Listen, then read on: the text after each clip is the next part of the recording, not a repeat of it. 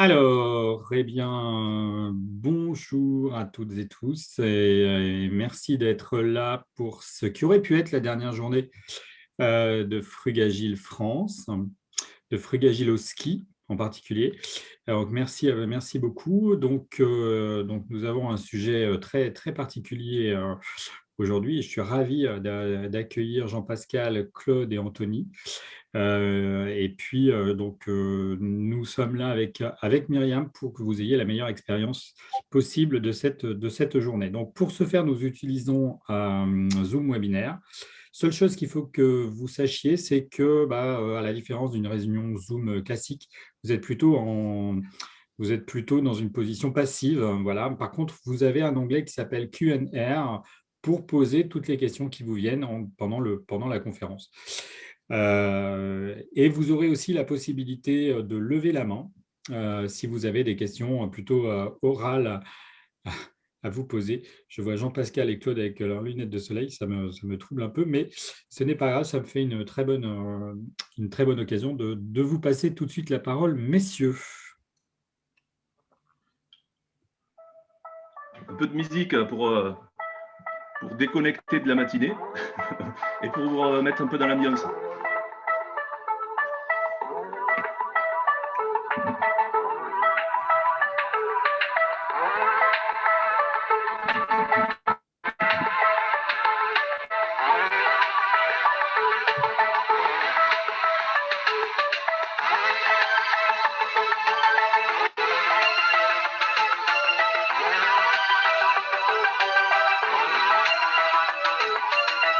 Bon, voilà, ça suffit. Bienvenue à tous et merci d'être venus pour cette séance. Je vais enlever mes lunettes de soleil parce que sinon, j'y vois rien. Et donc, nous sommes trois. Il y a trois ovnis sur la photo. Déjà, vous pouvez réfléchir à où nous sommes. Et puis, en attendant, nous, on se présente donc Jean-Pascal. Claude. Anthony. Et Anthony. Donc, devinez où nous sommes. Vous pouvez déjà commencer par interagir et vous servir du chat. Que représente cette photo? On verra s'il y a un gagnant. Je ne sais pas si on n'a pas prévu de cadeau. Bon, il y a déjà des gagnants. Là, Il y a des gagnants, Ville-Rose, Toulouse, au Toulouse. Oui. Donc, exact. Trois ovnis dans Toulouse qui se demandent peut-être où se poser, où atterrir. Et donc, on va se présenter en tant que collectif radical, agilité radicale, pour signifier un retour aux racines, quelque chose qui nous a un peu marqué, enfin, en tout cas, un mouvement qui nous a un peu interrogé à la suite du confinement, à savoir qu'est-ce qu'on pouvait faire de l'agilité, quel chemin on voulait lui donner, et donc se réinterroger sur les racines de l'agilité et quoi faire, comment bifurquer éventuellement, quoi faire de l'agilité. Donc, c'est pas venu tout à fait spontanément. On s'est appuyé sur une lecture de Bruno Latour, juste avant, qui existait déjà juste avant le confinement, un petit ouvrage Où atterrir, en 2007, qui est revenu donc au devant de la scène avec le confinement et avec des questions pertinentes qui nous ont marqués et sur lesquelles, justement, on se posait la question de qu'est-ce qu'on allait devenir après le confinement, où c'est qu'on allait atterrir après le confinement, et qu'est-ce qu'on allait bien pouvoir faire avec notre agilité. Aujourd'hui, encore, très récemment, il a publié un ouvrage, Où suis-je? Donc, c'est des questions peut-être existentielles qu'on peut se poser, que lui se pose. Et nous, on peut se poser ça avec notre agilité ou notre équipe. Et en tout cas, l'idée, c'est par rapport à la pandémie, ce qu'il évoque, c'est que ça serait effectivement une occasion ratée, une occasion pour ne pas gâcher une crise par rapport au fait de repenser ses activités. Si on ne repense pas nos activités un temps soit peu, ça gâche une crise. Voilà. Donc l'agilité radicale, en fait, nous, à l'issue de cette lecture, on a imaginé un premier outil, on a repris les questions de Bruno Latour, qui était que faire avec nos activités, comment nos activités sont soumises à tous ces changements. Il y a des activités qu'on a vu s'arrêter. Il y en a certaines qu'on a remplacées, qu'on a pu remplacer, d'autres qui ont émergé du confinement. Et donc ça donnait lieu effectivement à un format, on a pensé tout de suite à un format de rétro-confinement, une rétrospective pour les équipes. Et donc je parlerai de cet outil-là à la fin. Et par rapport au cheminement qu'on a pu faire et par rapport aux feedbacks qui nous ont été donnés sur cette proposition d'utiliser cet outil et cette proposition aussi de repenser un petit peu le manifeste agile, ou en tout cas de s'y replonger dedans. Et au vu de la situation, on a trouvé bon en fait de garder le manifeste agile, mais de le restituer par rapport au contexte d'aujourd'hui, par rapport aux questions qui se posent. Et étant donné que la situation en 2001 du manifeste n'était pas la même, c'était peut-être pas la même intention qu'aujourd'hui. En tout cas, quelle intention on peut donner au manifeste agile aujourd'hui?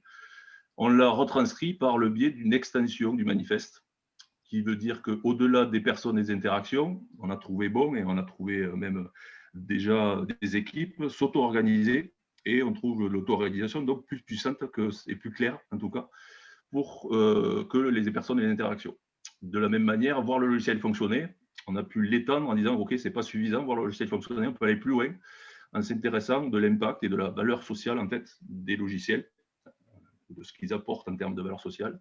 De la même manière, la collaboration avec le client, c'est peut-être pas suffisant de s'intéresser uniquement à son intention, à son besoin à lui, qui est souvent transcrit sur une valeur économique, on va dire, sur une valeur business, on va dire. Et donc, on a trouvé bon aussi de d'étendre cette collaboration-là avec des considérations sur le vivant. Et enfin, s'adapter au changement. Il y avait un côté un peu subir aussi le changement, quoi. Le changement, il vient toujours de l'extérieur. Donc, on a trouvé quand même que les équipes agiles, elles avaient une capacité à projeter et à incarner le changement. Et donc, on a voulu le claircir, ce schéma-là, avec devenir le changement, incarner le changement plutôt que s'adapter au changement. Donc aujourd'hui, ce manifeste-là, il a déjà quelques mois, je dirais, en mars, et donc le cheminement que l'on a pu faire, c'est d'étendre et de clarifier au moyen d'outils, on va dire, de cadres qui permettent de poser ces questions-là. Et donc, ce qu'on va vous présenter aujourd'hui, Claude et Anthony, c'est 3 outils qui adressent un peu plus spécifiquement chacune de ces valeurs-là. Et donc, d'où le titre un peu emblématique dont je ne me souviens plus trop exactement, je ne saurais plus trop formuler. Voilà. Je passe la parole à Claude. Merci Jean-Pascal. Alors, nous commençons avec l'outil CARE. Alors, ça fait probablement des années que vous entendez parler des valeurs de l'équipe et de la vision qu'il faudrait partager. On vous dit qu'il faut s'aligner sur des valeurs, s'aligner sur une vision. Mais comment faire concrètement? Alors, CARE est l'outil que nous proposons pour réaliser cet alignement. Alors, en anglais, to care, c'est prendre soin. Et ici, il s'agit de prendre soin d'une équipe agile, une équipe agile qui se constitue ou qui se reconstitue après quelques changements en son sein. Alors, pour illustrer cette notion, nous allons vous montrer des scènes de l'excellente série OVNI qui passe actuellement sur Canal+, et qui nous a inspiré au point qu'on a appelé un outil OVNI. Alors, voilà, on voulait vous demander si vous connaissiez la série ou pas pour savoir comment adapter notre langage, mais on va considérer que vous en avez entendu parler et on va vous dire ce qu'il faut pour comprendre notre message. Alors ici, l'exemple du soin au vivant, en l'occurrence le flamant rose, il est montré par Vera et Rémi, qui s'occupe donc de ce flamand. Alors, je ne vous dirai pas ce qui lui est arrivé. Alors, dans la série, donc, ça parle du GEPAN. Le GEPAN, c'est le groupe d'études des phénomènes aérospatiaux non expliqués. Alors, c'est en fait une antenne du CNES qui existe réellement. Alors, l'histoire se passe en 1989, je crois. Et donc, quand le professeur Mathur a été muté au GEPAN, le professeur Mathur, donc c'est Didier, c'est lui qui a les lunettes de soleil. Alors, quand il est arrivé au GEPAN, on ne peut pas dire que lui, il ait pris soin de l'équipe existante. Ce qu'on peut raconter sans dévoiler l'histoire, c'est qu'il n'y avait pas d'alignement sur la vision. Car en fait, Didier est mandaté par le directeur du CNES pour fermer le GEPAN. Et bien sûr, il ne le dit pas aux membres de l'équipe. Alors, c'est à travers des questionnements et des conversations que CARE cherche à aligner une équipe et ses parties prenantes avec une démarche en 3 étapes, en fait, 3 itérations. Alors, l'hypothèse que nous faisons, c'est que les membres de l'équipe sont sensibilisés aux problèmes du réchauffement climatique, à l'innovation sociale, et que ce sont eux qui vont entraîner les parties prenantes, hein, si celles-ci ne le sont pas. Alors, c'est notre idée, notre ambition de partir du terrain pour diffuser ces notions et de ne pas attendre d'avoir un jour, peut-être, un dirigeant éclairé qui nous y pousse. Alors, l'alignement demande de la participation, celle de l'équipe et celle des parties prenantes. Nous leur demandons de passer un peu de temps ensemble, donc de prendre le temps de s'aligner en déroulant ces 3 étapes. La première étape, donc, c'est pour vérifier, une fois que l'équipe est constituée, sa viabilité. Et donc, c'est elle seule et ses membres, en fait, qui vont décider s'ils ont vraiment envie de travailler ensemble un certain temps. La deuxième, la plus importante et probablement la plus difficile aussi, c'est pour s'accorder avec les parties prenantes, pour s'accorder sur le pourquoi notamment. Et puis, une fois donc cela accompli, la troisième étape, c'est pour mettre en place l'écosystème qui permettra à l'équipe de travailler en déroulant des itérations, des sprints. Et donc là, on s'intéresse au comment faire en sorte que l'équipe puisse démarrer dans de bonnes conditions. Alors, le support à ces conversations et à ces questionnements, c'est un canevas. C'est un canevas de 10 cases. Donc, on retrouve dans ce canevas qui est déjà légèrement rempli, on retrouve les 3 étapes, chacune avec sa couleur. Il y a 10 cases, donc 6 ont déjà été remplies. On en est donc à l'étape 2 ici. Et l'alignement en particulier se voit dans les 3 cases grises, donc les cases 2, 4 et 5. 2 pour l'alignement sur les valeurs de l'équipe, 4 pour l'alignement sur une vision et 5 pour l'alignement sur une mission de l'équipe qui est en fait la réponse à la vision. L'agilité radicale, hein, c'est d'abord une position de retour aux racines, hein, celle du manifeste d'il y a 20 ans, pour prévenir, pour éviter le faux agile, hein, qu'on voit fleurir ces dernières années. Et un point décisif pour y arriver, il se situe dans la case 3 et il concerne les parties prenantes. Les parties prenantes, donc toutes les personnes intéressées par ce qu'on fait, par ce qu'on va mettre dans le produit. Et donc, ces parties prenantes, elles sont évidemment impliquées dans cette quête d'alignement. Et pour que ça ne reste pas un coup d'épée dans l'eau et que l'équipe puisse vraiment évoluer en toute confiance, il est important qu'ils s'engagent à avoir un comportement adapté à l'agilité.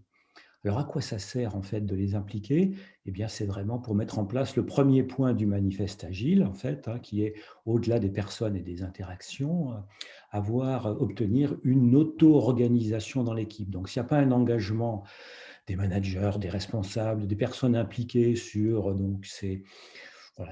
voilà, ici il y a une petite liste de recommandations. Je vais en citer 3 en fait. Donc, c'est important que les parties prenantes se forment aux fondamentaux de l'agilité, donc à travers des sensibilisations, des formations. Un point clé qui est parfois une source de faux agile, c'est la délégation à une personne de l'équipe des responsabilités sur le produit. Donc, en général, donc, ça se fait à une personne qu'on appelle le product owner, hein, et donc c'est lui qui pourra prendre des décisions sur le produit. Pour ça, il faut que les parties prenantes, et notamment des parties prenantes qui ont du pouvoir, délèguent ce pouvoir. Et puis, le dernier point, je vais le prendre tout en bas, c'est abandonner des pratiques de contrôle de l'activité de l'équipe, hein, donc, puisque on cherche à avoir la confiance entre les parties prenantes et l'équipe. Et pour cela, donc, il faut arrêter le contrôle parce que la confiance exclut le contrôle. Voilà, ce qu'on demande finalement, hein, c'est vraiment de faire confiance à l'équipe pour l'exécution de sa mission dans le respect de ses valeurs.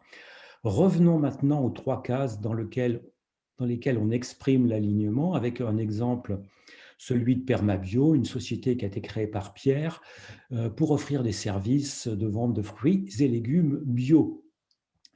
Alors, donc, on voit ici les 3 cases de l'alignement. Donc, la première, c'est les valeurs de l'équipe.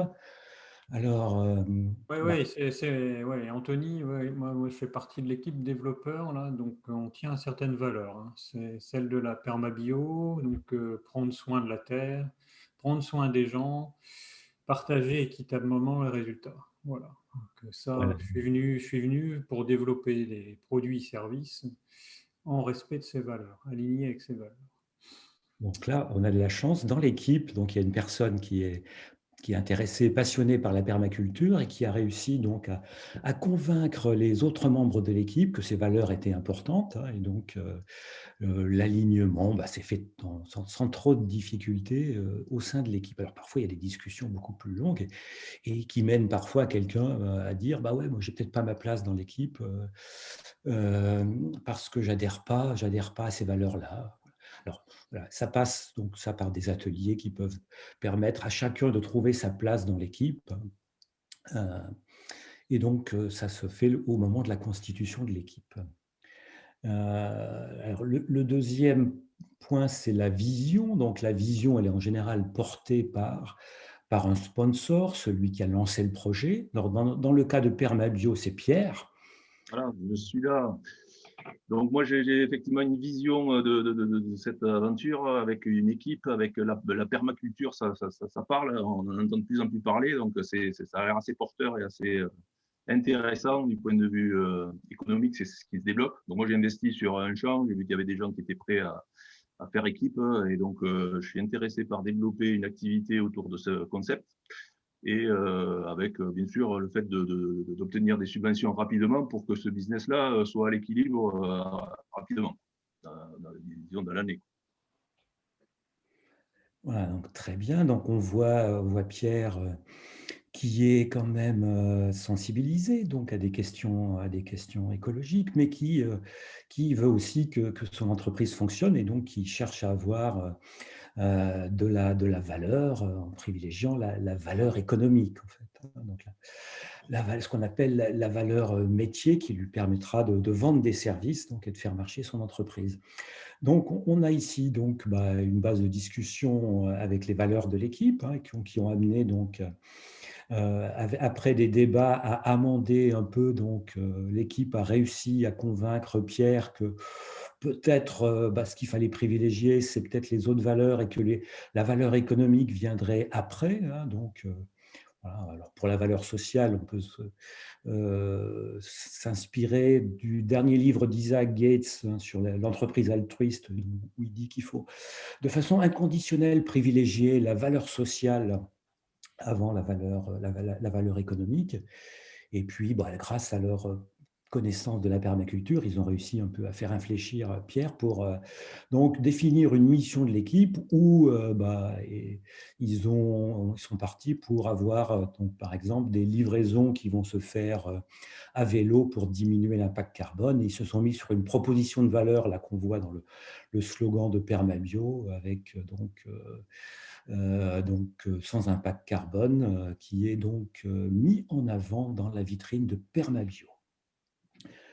Donc voilà cette discussion hein, qui a eu lieu. Alors en général, ça prend quelques demi-journées pour arriver à discuter à travers ces 3 étapes et pour aboutir donc à plus d'alignement.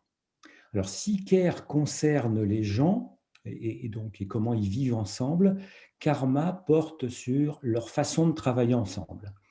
Voilà ce qu'on peut appeler donc leur processus. Alors dans la série OVNI, on a un bel exemple de réorganisation qui est complètement imposée à l'équipe.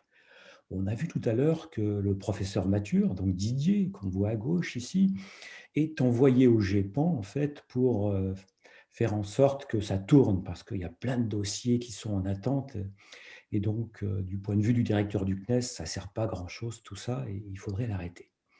Alors Didier, quand il arrive au GEPAN, donc il convoque l'équipe, hein, il les réunit et puis il va leur expliquer comment il faut travailler. Parce que donc, Didier, c'est un scientifique, hein, et il va utiliser des méthodes scientifiques pour faire en sorte que ça tourne mieux.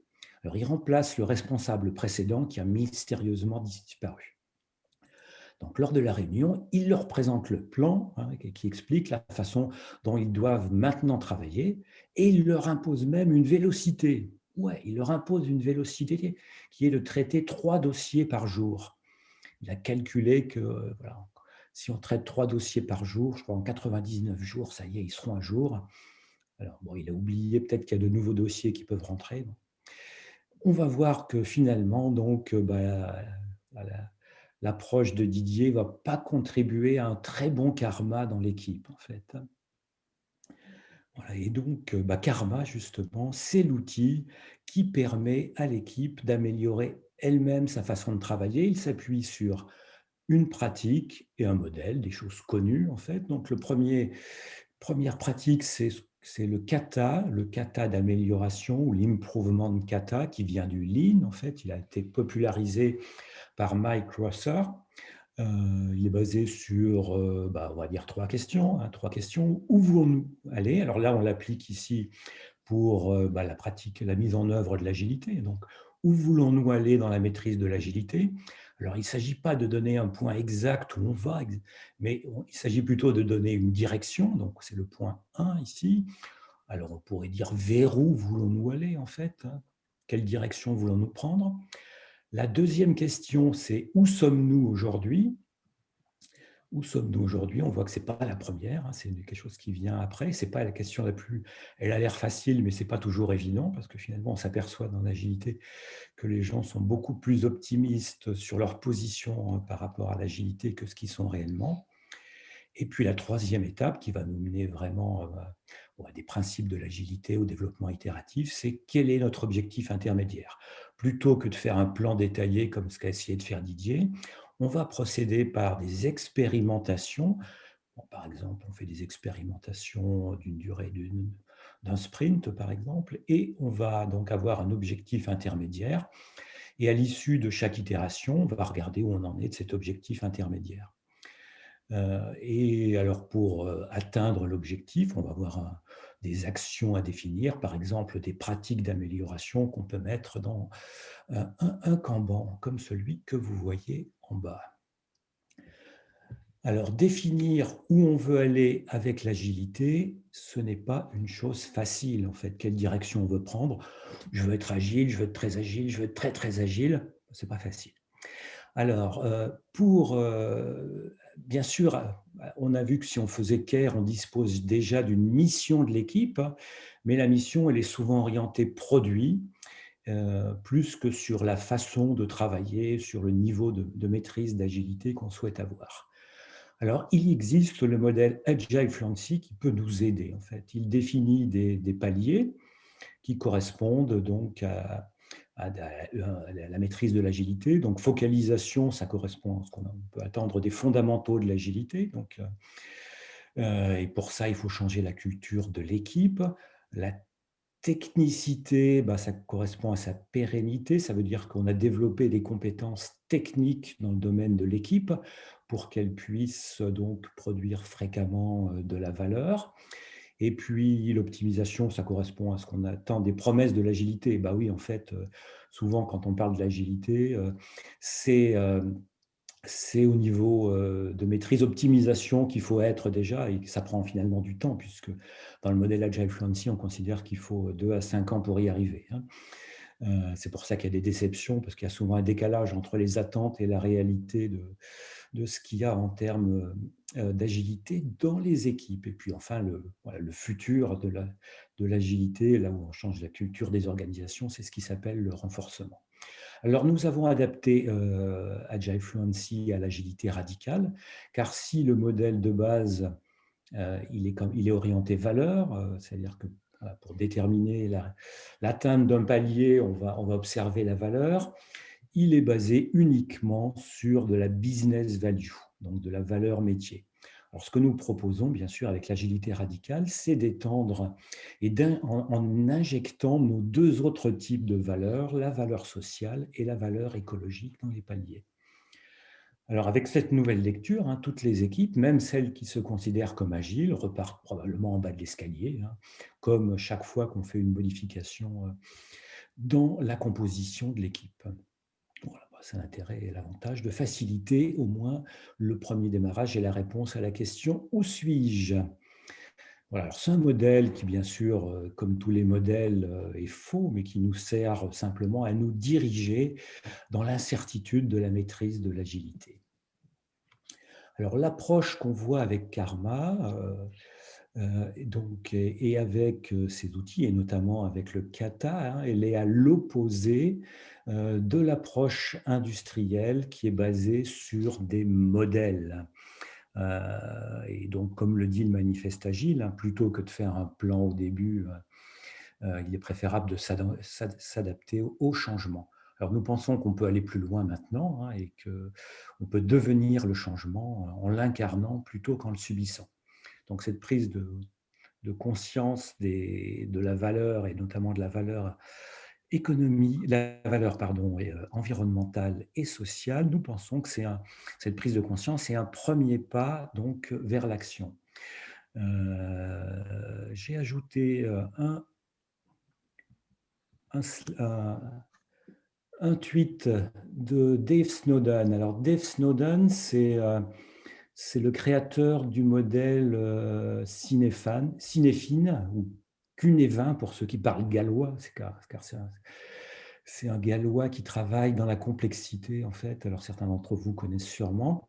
Et donc, Dave Snowden, il a tweeté hier que l'erreur fondamentale, alors il ne parle pas des 20 ans du manifeste, lui il remonte même à 30 ans, l'erreur fondamentale, donc, c'est d'essayer d'avoir un futur en faisant une conception idéalisée, hein, plutôt que de travailler en partant d'où on est et de regarder comment on peut évoluer dans une direction. Voilà, donc c'est tout à fait dans le sens donc de ce qu'on propose, hein, qui permet d'avoir un meilleur karma et surtout d'aligner beaucoup plus facilement les personnes sur une évolution donc à petite échelle, voilà, que d'essayer de changer à grande échelle tout d'un coup.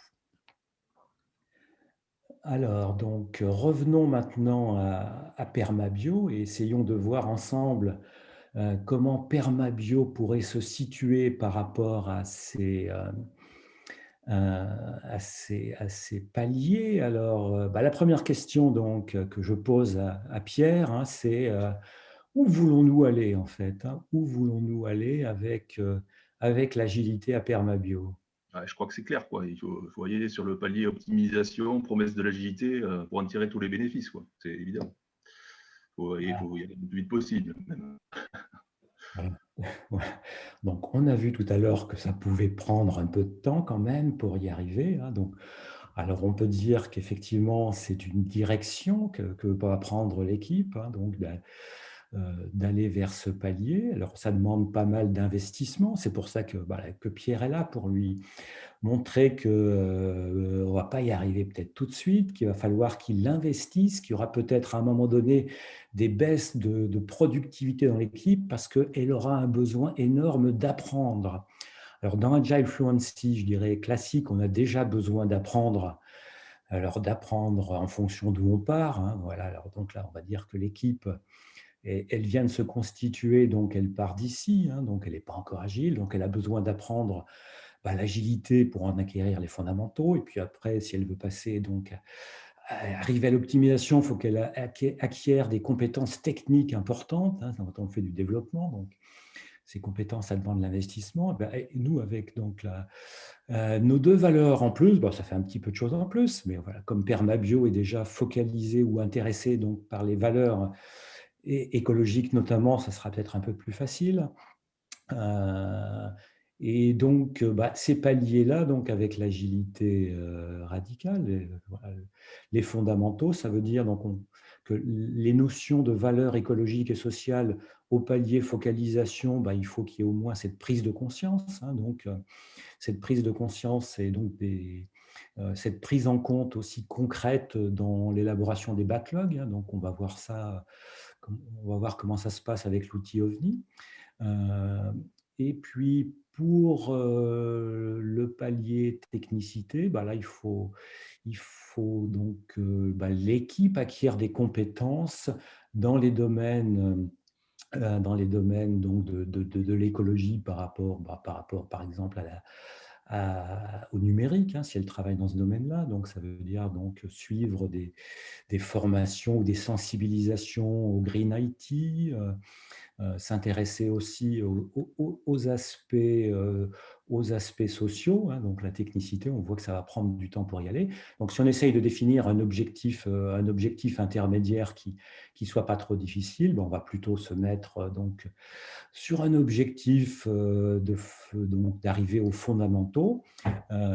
Et donc, on peut espérer que l'équipe Permabio y arrive donc en quelques sprints, donc en 3 mois, voilà, qui lui permettent donc d'acquérir ce palier.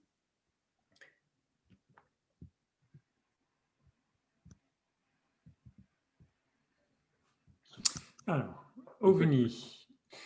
Donc, nous allons discuter de ce troisième outil. Alors, pas ce type d'OVNI, hein, mais c'est l'acronyme pour observer les valeurs non industrielles. Donc, on va essayer de regarder là, comme Jean-Pascal vous l'a présenté, l'augmentation du manifeste, notamment par 2 autres valeurs qui sont la valeur écologique d'un côté et une valeur sociale également qu'on a introduite.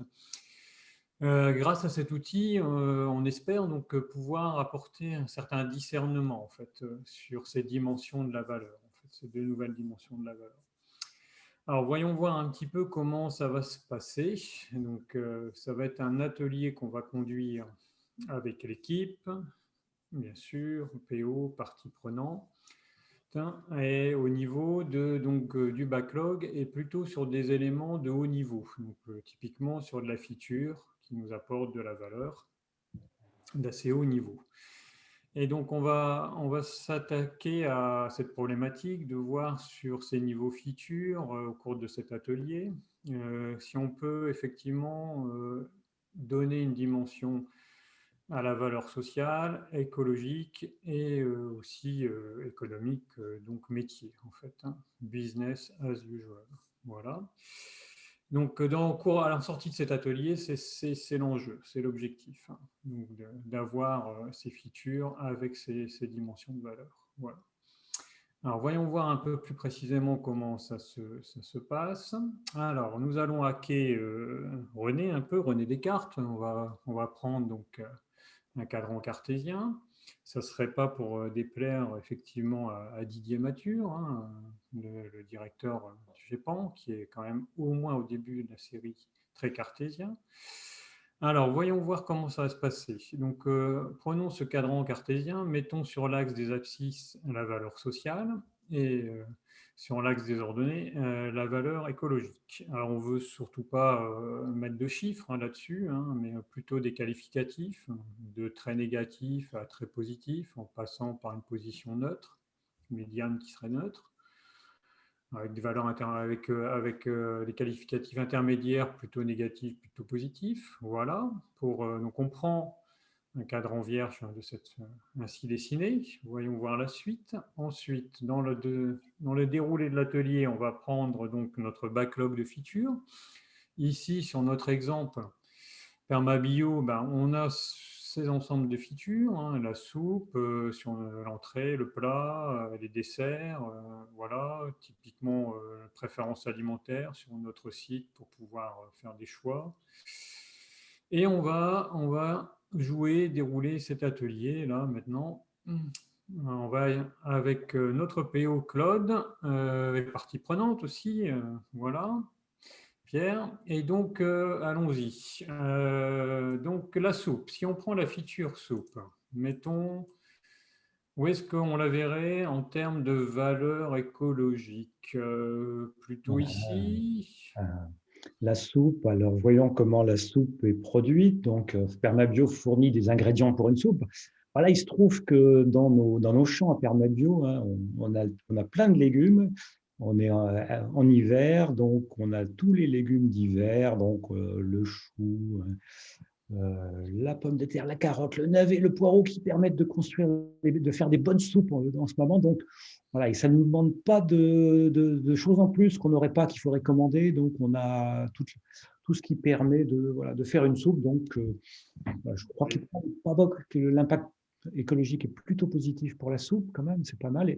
Et puis en plus, il y a un côté, alors peut-être sur le côté social aussi, c'est pas Ouais, mal. ouais, c'est vrai que ça réchauffe l'hiver, ça apporte un peu de bonheur, c'est un peu, voilà, on partage aussi. Allez. Bien sûr, oui, Allez, on a de l'oignon aussi, hein, je réponds à la question tout de suite.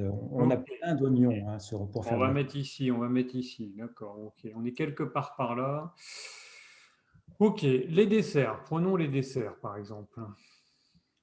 Alors, c'est peut-être plus compliqué les desserts, hein, parce que peut-être qu'on a des choses Ouais, qu'il faut faire alors, venir, hein. Voilà. on a bien des vergers avec des abricotiers, hein, ça c'est sûr. Mais ce n'est pas la saison en ce moment, donc voilà, on aura du mal à fournir du dessert tout de suite, en gros. Hein, Et et en puis, Bretagne, ils ont voilà, des desserts aussi. les desserts, ce n'est pas uniquement de la salade de fruits, il y a peut-être besoin d'autre chose aussi. Donc, Hmm, hmm, ouais. Et le sucre, s'il y a du sucre en plus, c'est pas génial au niveau de la santé, hein. C'est pas, faut pas en abuser, ça, voilà. On peut avoir du diabète et ce genre de choses. Donc socialement, bon, on va mettre plutôt ici quelque part. Allez, voilà. Alors voyons le compostage. Tiens, la feature compostage, c'est plutôt pas mal d'un point de vue écologique, ça. C'est quand même super riche. Si on arrive à récupérer, à composter, à réutiliser en permaculture le compostage, on serait quand même pas mal. On serait pas mal. alors, ouais, alors moi, par contre, ça ne me rapporte pas beaucoup Ouais, de- bon, pour l'instant, ouais, donc, on voit sur la valeur écologique et sur la valeur sociale. On se pose ces questions-là sur ces dimensions de la valeur, sur ces deux dimensions de la valeur. On va voir. Ici, quelque part, le compostage, si on se concentre sur ces valeurs, ah bah, c'est sûr, c'est écolo le ouais, compostage. ok, on est plutôt pas mal. Ah, Tu peux nous expliquer un peu, là, mes recettes.com, c'est quoi ça comme feature, là? ah oui, C'est mais ça c'est évident, hein. Il faut forcément un site pour faire notre promotion, acquérir quelques sous avec des publicités. Enfin voilà, il faut forcément un site numérique bien placé, du style de ce qu'on connaît C'est-à-dire, déjà. c'est de la pub, c'est vraiment de la pub. Ah ben, il y a de la pub, oui, forcément. C'est une histoire de partenariat avec ce site de commerce de recettes, là. Il y a aussi voilà, des partenariats avec des sites qui peuvent faire Donc, référence à ouais, les gens, ils vont arriver, ils vont avoir des banderoles de pub, quoi. Au niveau social, on ne peut pas désactiver et ça pousse en plus à aller acheter des produits autres, divers, pas forcément bio, pas forcément cultivés local. Donc, au niveau écologique, c'est pas top parce on peut aller comme ça chercher les produits un peu partout, là. Et ça force en plus à la vente. Ouais, on va plutôt le mettre là, hein. Et puis ça pollue le site quand même, hein. Bon, bon, il serait plutôt par là, hein, on va dire. OK. Bon, voilà. Voilà, si on va s'arrêter là, c'est à titre d'exemple sur quelques features. On peut continuer comme ça à discuter. Et ensuite, on va juste représenter quand même, on va revenir un petit coup en arrière parce que l'équipe a moi dire quand même quelque chose. Avec Care, effectivement, on s'est quand même bien aligné sur un corpus de valeurs, sur un cœur de valeurs, et donc on a quand même aussi, on s'était mis d'accord sur des limites basses, hein, d'accord. Donc voilà. Donc, il y a un certain nombre de choses dont on discutera, mais recettes.com, c'est pas dit qu'on le fasse tout de suite, quoi, hein, d'accord? On va peut-être partir d'abord avec ce qui nous apporte valeur, hein, compostage, soupe, dessert, et puis mes recettes.com, on fera peut-être un brainstorming si c'est nécessaire pour essayer de la retravailler un peu cette feature. Voilà, voilà. Donc, effectivement, comme on peut le voir, ça peut lever des questions et un certain nombre de débats. C'est là notre enjeu de cet outil, OVNI, hein, voilà. Bon, là, je pense qu'on est bon, là, Pierre, hein, et Claude. On a nos features, elles sont priorisées suivant nos deux dimensions de la valeur, sociale et écologique. Voilà, quoi. On a ouais, plus à se mettre en développement. ouais, il y a des gens qui sont un peu interloqués aussi, et moi aussi, quoi. Il nous manque peut-être un truc quand même dans ce cas-là. Ah, Voilà. On va un peu vite, quoi. Si on ignore le site, bon. ah, la valeur métier, la valeur business as usual. Ok, bon. Alors, on peut essayer de la faire entrer, ouais, d'accord. Mais cette partie-là, elle est optionnelle, hein, de l'atelier. Si on veut être radical, on s'arrête aux 2 premiers, hein, aux étapes, hein. Donc, si on veut faire apparaître effectivement cette valeur métier, ben, on vous propose en fait cette fois-ci de jouer sur la surface en fait de vos post-it. En virtuel, c'est facile. On peut en imaginer plein de tailles. Là, on propose un exemple sur 4 tailles, donc tailles de t-shirt que vous connaissez, qui sont assez bien connues dans le monde de l'agilité. Donc, géologue et compostage, effectivement, notre PO et Pierre estiment que c'est pas là-dessus qu'on aura voilà, une valeur métier business forte. Donc, on a une toute petite taille. Plat, entrée, dessert, c'est à peu près d'une valeur équivalente métier. Donc, voilà, on est sur du médium. La soupe, on pense que ça pourrait bien rapporter. Bien sûr, dans tous les cas, c'est des hypothèses, hein, comme sur les valeurs sociales et écologiques, ce sont des hypothèses qu'il faudra aller creuser, hein, et valider. Et donc, mesrecettes.com, oui, on sent bien que c'est une feature qui, voilà, d'un point de vue métier, peut amener beaucoup. Voilà. Donc, on va la représenter en extra large. Donc, une fois qu'on a fait ce classement de valeurs par taille de post-it, eh bien, on vient juste les remplacer sur ceux existants et on fait de cette façon apparaître sur l'OVNI nos 3 dimensions de la valeur, qu'elles soient sociales, écologiques et métier par la surface. Voilà, avec les limites basses que l'équipe s'est retenue. Voilà pour l'OVNI. Et je vais maintenant passer la parole à Jean-Pascal pour la suite et la fin. Hop, donc voilà, on vient de voir interroger sur différentes dimensions que l'on connaissait peut-être déjà quand même dans l'agilité, mais avec voilà, un regard, un apport supplémentaire sur des valeurs sociales et environnementales. Et on peut se poser la question, mais quand est-ce qu'on peut employer ces outils par rapport à une équipe qui se mettrait en place? On a vu que c'était le bon moment, c'était quand même au début, se poser des questions. Et puis après, pour des équipes qui sont déjà en route, et puis même pour l'ensemble des équipes, c'est bien de se les poser régulièrement. Et donc la fréquence, je dirais, pour remettre en cause des choses ou des objectifs ou une vision, une mission, c'est peut-être effectivement 3 mois, une saison, pour se rapprocher effectivement d'un cycle à peu près normal, de ce que l'on peut changer dans une période suffisamment convenable pour une équipe. Et il se trouve que ça fait déjà 1 an qu'on a, par rapport à ce que je disais au début, on a imaginé la rétro-confinement. Donc on a eu peut-être déjà 4 saisons qui sont passées très très vite, certainement pour beaucoup de gens, sur lesquelles on n'a pas eu peut-être l'occasion de se poser des questions ou se poser ce genre de questions de manière très organisée, très régulière, en équipe. Je ne sais pas, il y a des équipes qui se sont reconstituées, qui se sont défaites. Il y a beaucoup de changements qui ont eu lieu, donc c'est effectivement compliqué de maintenir une stabilité et de voir une action se dérouler. En tout cas, ce qui est proposé, voilà, ce que nous proposons, c'est au rythme des saisons de se poser des questions par le biais de ces 3 outils et par le biais aussi de la rétro-confinement, notamment. Et donc, l'intérêt de la rétro-confinement, c'est de se poser des questions sur nos activités. C'est-à-dire ce que l'on, factuellement, on peut voir le plus près, quoi. C'est-à-dire ce que l'on fait, ce qu'on vient de faire, ce que l'on ne fait plus. Et donc, ça a l'avantage d'être assez factuel et de voir nos comportements évoluer. Et donc, nos comportements par rapport à une période aussi longue que le confinement, on peut se dire, voilà, qu'est-ce qu'il y a, si il est toujours temps de faire une rétro-confinement, je dirais, si vous ne l'avez pas expérimenté. Et donc, de se poser ces questions autour du confinement, à savoir, de quel chemin on peut parcourir ensuite par rapport à notre agilité, comme je disais au début, qu'est-ce que nous voulons faire de notre agilité, avec notre agilité. Et donc, on a 2 choix. Il y a peut-être des gens qui se sont aussi posé ces questions-là. Qu'est-ce qu'on fait comme avant, quoi? Est-ce qu'on veut revenir comme avant? Est-ce qu'on continue nos pratiques agiles as usual ou business as usual? Je ne sais pas si c'est pareil, mais ou qu'est-ce qu'on veut changer? Qu'est-ce qu'on est prêt à changer dans nos activités?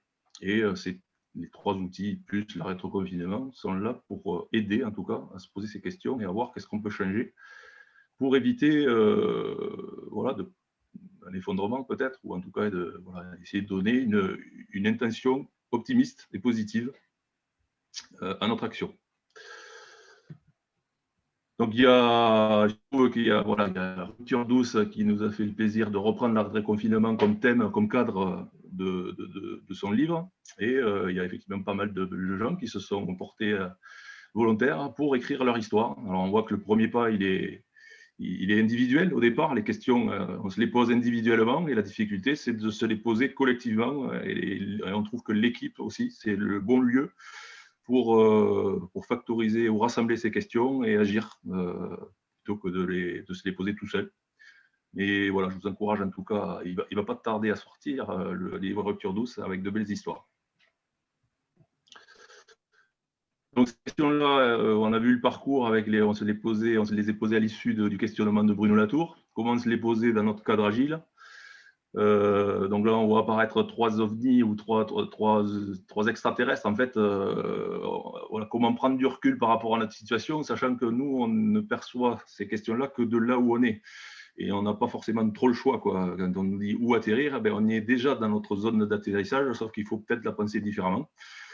On n'a pas trop le choix de planètes d'alternatives, là. Et même si elles sont floues, notre planète aussi est floue de l'intérieur, peut-être, de là où nous sommes. Et donc, la question, c'est de savoir combien on est à se poser ces questions-là et surtout quelles réponses on est prêt à y donner. Voilà un peu le cheminement de notre réflexion. Voilà, je rappelle juste nos 4 outils qui sont comme un peu des escaliers un peu sans fin qu'on se pose. Et si vous voulez savoir plus de ces outils-là, il y a déjà des explications un peu plus littéraires, je dirais, sur notre site avec des articles associés sur agilradical.org. Merci, Frugagile, et à tous. Si vous avez des questions, j'ai vu qu'il y avait une petite question déjà, avec plaisir. Une question pour Anthony. Une question écrite. J'ai vu sur la 3 dimensions. Le but, c'est quand même d'avoir un atelier qui soit faisable, on l'espère un jour, revenir aussi en présentiel, donc avec nos chers outils low-tech qui sont papier, post-it, demi-feuille A4. Et donc, l'enjeu et l'intérêt, c'était d'amener effectivement quelque chose de facile à réaliser aussi, avec peu de moyens. Donc, la 3D, ça reste quand même un peu compliqué. Il faut un peu plus d'outillage. Là, on amène 3 dimensions avec 2 axes et la 3e dimension sur la surface, voilà, qui nous paraît assez visuelle. C'est une base, hein, on laisse libre cours à votre créativité. Absolument, absolument. C'est qu'une proposition, la représentation de diagrammes de données ayant plus de 2 dimensions. Il existe d'autres possibilités. Voilà, ça en est une parmi d'autres. Voilà, il y a des créatifs qui ont déjà pensé au Lego pour faire ça en 3D. Ce que je vous propose, il y a des nouvelles questions dans les Q&A. Ça, c'est pas, je vous le propose, je vous le signale. Le lien avec les entreprises à mission, qu'en pensez-vous? Qu'est-ce que c'est une entreprise à mission? Il y a des entreprises qui n'ont pas de mission, ça veut dire?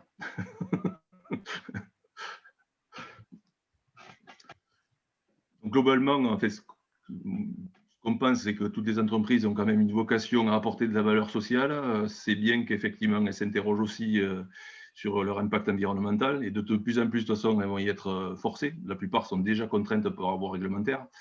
Donc, on pense que plutôt que de le voir de manière contrainte, je dirais, c'est incarner le changement au niveau d'une entreprise, c'est aussi se poser ces questions-là et de savoir incarner ce qu'elles veulent faire, ce qu'elles veulent apporter de valeur dans ces sens-là. Et donc, quelle est la mission, forcément, à valeur sociale et environnementale qu'elles peuvent définir au sein de leur business actuel. Ok, ce que je vous propose, c'est qu'on peut donner la parole à la salle. Alors, il y a une main qui est levée, je ne sais pas si c'est pour prendre la parole ou pas. Si ce n'est pas pour prendre la parole, je suggère de la baisser si cette personne maintient ouverte. Je vais lui donner la parole dans la seconde.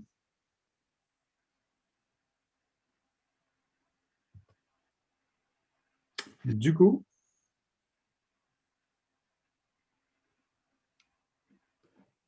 oui, il n'y a pas le micro. il n'y a pas le micro, effectivement. Bon, je pense. En attendant, est-ce qu'il y a d'autres personnes qui souhaitent, qui veulent la parole? que là, visiblement, it's a feature.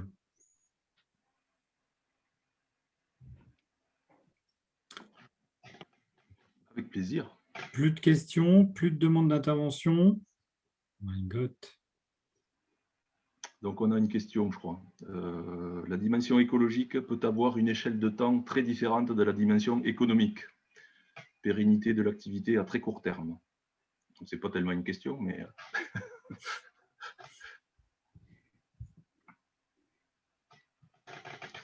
Donc, je ne sais pas, qu'est-ce qu'on peut dire de ça?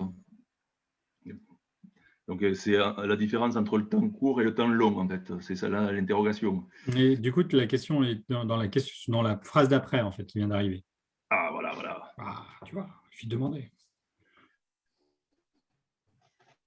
Tout à fait.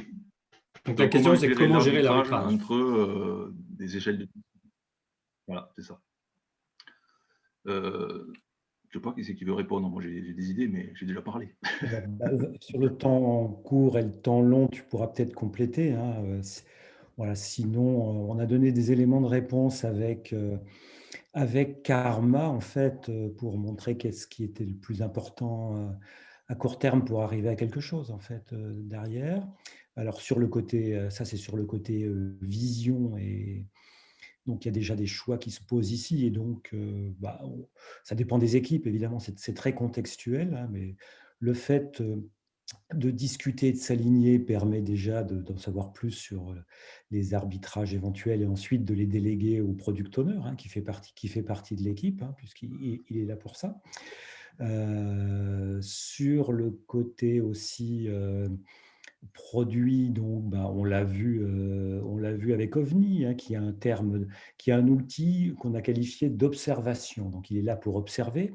Ça veut dire qu'il ne va pas vous donner une recette en disant voilà ce qui sort d'OVNI et voilà la priorité. Donc l'observation permet de se poser des questions et de discuter, et c'est déjà pas mal de commencer comme ça, et c'est ce qu'on propose d'avoir pour le premier palier. Donc c'est d'arriver à une prise de conscience, en fait, une prise de conscience qui permet donc déjà d'aller un pas plus loin. Et puis ensuite, on verra comment on continue derrière, hein. Donc, et sinon, donc, voilà, le côté commence à court terme, petite échelle, qui était illustré et qui était donc ensuite enrichi par le tweet de Snowden.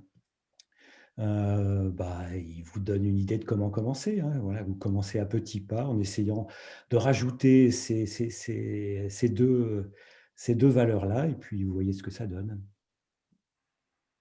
Et sur le côté arbitrage, effectivement, peut-être que justement ces outils, l'ensemble de ces outils, comme le dit Claude, au travers de discussions, permettront plus d'aller vers un maillage plus fin, en fait, et non plus entre une dichotomie économique et écologique.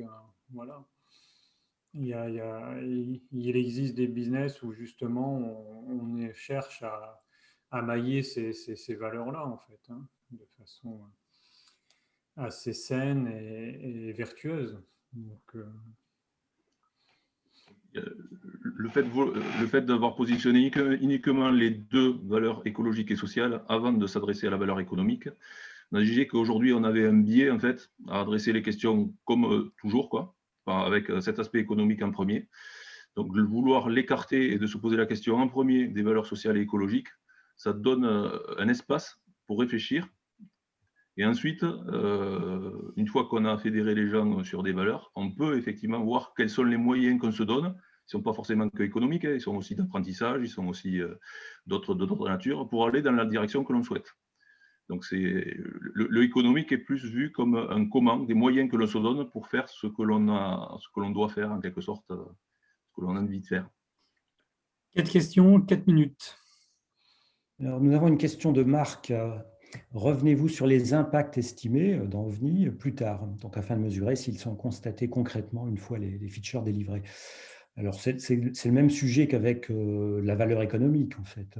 On fait des hypothèses sur des impacts économiques et on les mesure après, en fait. Donc, c'est le même problème. Et voilà, notre réponse est la même, en fait. Donc, dans les premiers paliers, probablement pas. C'est-à-dire, donc, pour arriver à la focalisation, on n'a pas encore les outils permettant de le faire. Les outils seraient mis en place dans le palier donc, qu'on appelle livraison ou technicité, hein, où l'équipe acquiert des compétences là-dessus, elle serait réinjectée derrière. Pour que ça soit réinjecté derrière, ça serait le palier optimisation. Donc on pense qu'il faut un peu de temps là-dessus, mais qu'évidemment, ça serait intéressant d'avoir des boucles de feedback sur ces choses-là aussi, puisque ce sont des hypothèses qui sont faites, hein, voilà. Je le répète, comme pour la valeur économique, hein.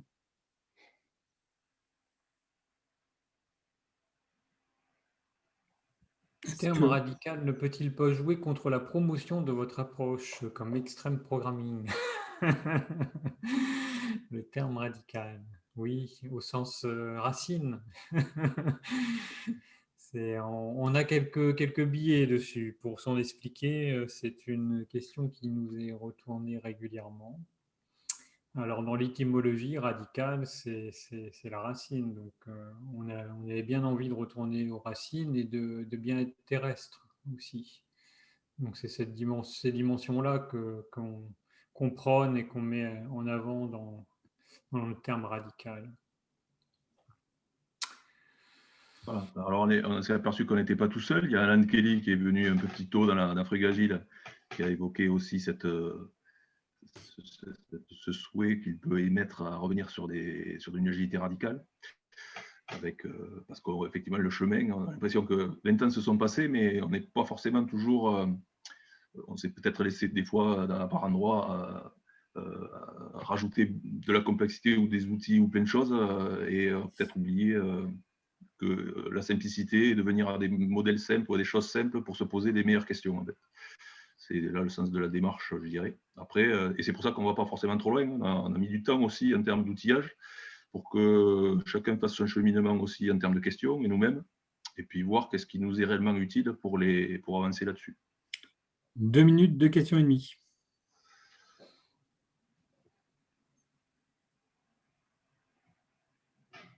Je ne sais pas, qu'est-ce qu'il y avait? Rassembleur, vous voulez des synonymes? Un autre mot qui commence par R? Alors, il y a surtout la question de Régis, il y a la question d'Olivier, entre vision, esquisse dans ce futur désiré, simplement réflexion sur les possibles avec ce qu'on a, où se situer, en rapport au tweet de Snowden et à l'illustration.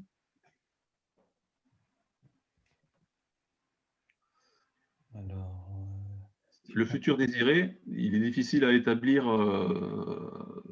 et à ancrer, je dirais, sur voilà, il y a une direction, mais le futur désiré sera toujours assez flou en termes de concrétisation, quoi. Et donc, il s'agit effectivement de revenir, comme a dit Claude, à des choses accessibles concrètement à partir de la situation où on se trouve. On peut effectivement avoir le sentiment que le futur désiré, il ne va pas forcément dans la tendance actuelle, quoi. Donc, il y a peut-être un autre futur désirable à inventer et par rapport à notre action. Et donc, on revient quand même à des choses pragmatiques de l'agilité pour essayer de voir ce que l'on peut faire par rapport à là où on se trouve. Et une minute, une question, c'est radical. Comment convaincre un client d'adopter cette approche agile radicale? Quelle est la plus-value pour lui?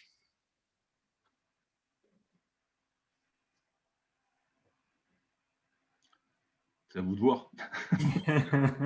Excellent, ça sera le mot de la fin. Est-ce qu'on a à convaincre? C'est pas sûr, c'est pas sûr. Pas forcément. On veut convaincre personne, nous. On est convaincus. C'est une invitation et on fera ensemble et on avancera ensemble avec les clients qui veulent y aller. Voilà. Voilà. Il y a peut-être l'idée de se reconnaître un peu les uns les autres. C'est peut-être le message qu'on peut inviter les gens qui ont des intentions à essayer d'en discuter avec d'autres et de faire groupe ou faire équipe pour que ça avance. Créer un réseau. Très bien. C'est une très belle, je trouve que c'est une très belle conclusion finalement, d'arriver à se relier pour créer du lien, pour créer du liant. Merci beaucoup, messieurs. Merci beaucoup. Merci à vous. Merci beaucoup d'avoir accepté notre invitation. Merci aussi à Myriam d'avoir été là aujourd'hui. Et puis, Frugagile continue à 18h avec un sujet autour de la direction financière et l'agilité, ce qui évidemment nous interpelle tous, j'en suis sûr. Donc, à tout à l'heure. Merci encore et puis bon après-midi à tout le monde. Merci. Allez, Merci à Frugagile, merci aux organisateurs. Merci.